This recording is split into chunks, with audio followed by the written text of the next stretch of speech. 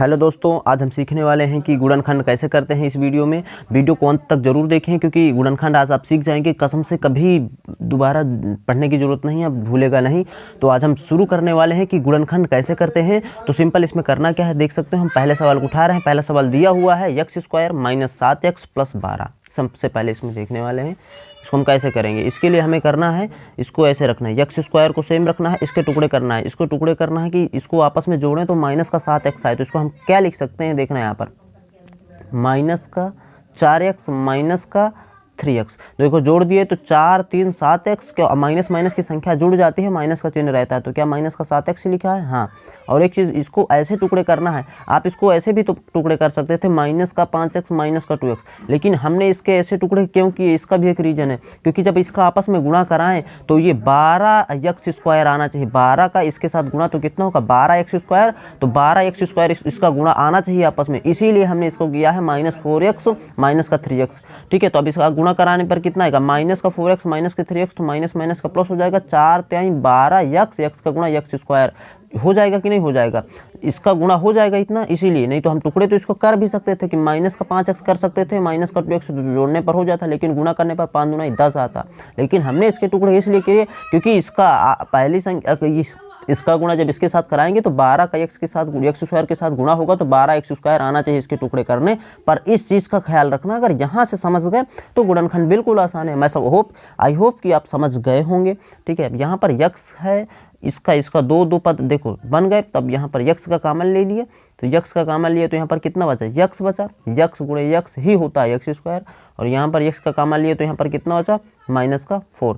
अब इसमें भी ऐसी संख्या का कॉमन लेना है कि इसके भी डिब्बे में सेम संख्या यह बचे। देखो -3 कॉमन लिए तो x, अब माइनस का कितना, ऋण धन का कितना बचा है, ऋण, और ये हो जाएगा 4। देखो ये सेम बच गया।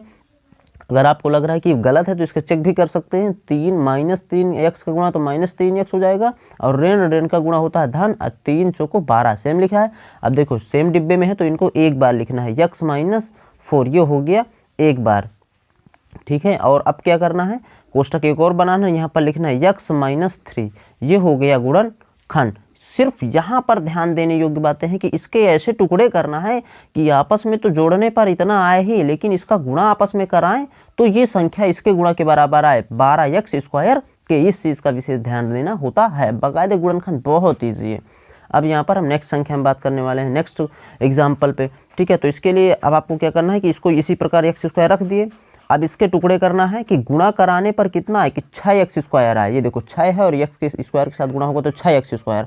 और आपस में इनको जोड़ें और या तो घटाएं तो कितना आना चाहिए, इतना ही आना चाहिए, -5x। तो इसको हम कैसे कर सकते हैं, ध्यान देना। यहाँ पर हम सकते हैं -3x, और यहाँ पर लिख सकते हैं -2x। देखो माइनस माइनस का जुड़ के हो जाएगा माइनस, और 3 2 5x हो जाएगा। और गुणा कराएंगे, ऋण का धन होता है, और 3 दूनाई 6x²। क्या हमारा 6x² आ रहा है? बिल्कुल सही है। तो ये गुणनखंड बिल्कुल सही हम कर रहे हैं। और यहाँ पर प्लस का 6 रख देना है। ठीक है। अब यहाँ पर देखो ये है 2 पद बन गए और ये 2 पद बन गए। अब इसमें देखना, यहाँ पर कॉमन लेना है, x कॉमन ले लिए तो यहाँ पर कोष्टक में बचा गया x बचा, और यहाँ पर क्या बचा, माइनस का x कॉमन ले लिया तो यहाँ पर क्या बचा, 3 कोष्टक बंद। ठीक है। अब यहाँ पर -2 है तो -2 कॉमन ले लिया, कोष्टक में क्या बचा, x बचा, और माइनस का कितना बचा, 3 बचा। क्यों माइनस का बचा, क्योंकि माइनस कॉमन लिए, तो जब माइनस कॉमन लेंगे तो ये हो जाएगा माइनस की संख्या, धन की संख्या हो जाएगी माइनस की। अब गुणा कराएंगे तो माइनस का प्लस, और 3 दूनाई 6 ही लिखा है। यहाँ पर ध्यान देना, ये सेम होना चाहिए डिब्बे के अंदर। जब सेम आएगा तब इसको एक बार लिखना है, x - 3 सेम है तो एक बार लिख लिए। और अभी कोष्टक फिर बनाना है, यहाँ पर क्या है, x है, x माइनस का यहाँ पर 2 है। इस प्रकार आप गुणनखंड कर सकते हैं। मैं उम्मीद करता हूँ कि आपको गुणनखंड समझ में आया होगा। अगर समझ में आया है तो वीडियो को लाइक करें, चैनल में नए हैं तो सब्सक्राइब करें। मिलते हैं नेक्स्ट वीडियो में, तब तक के लिए जय हिंद, वंदे मातरम।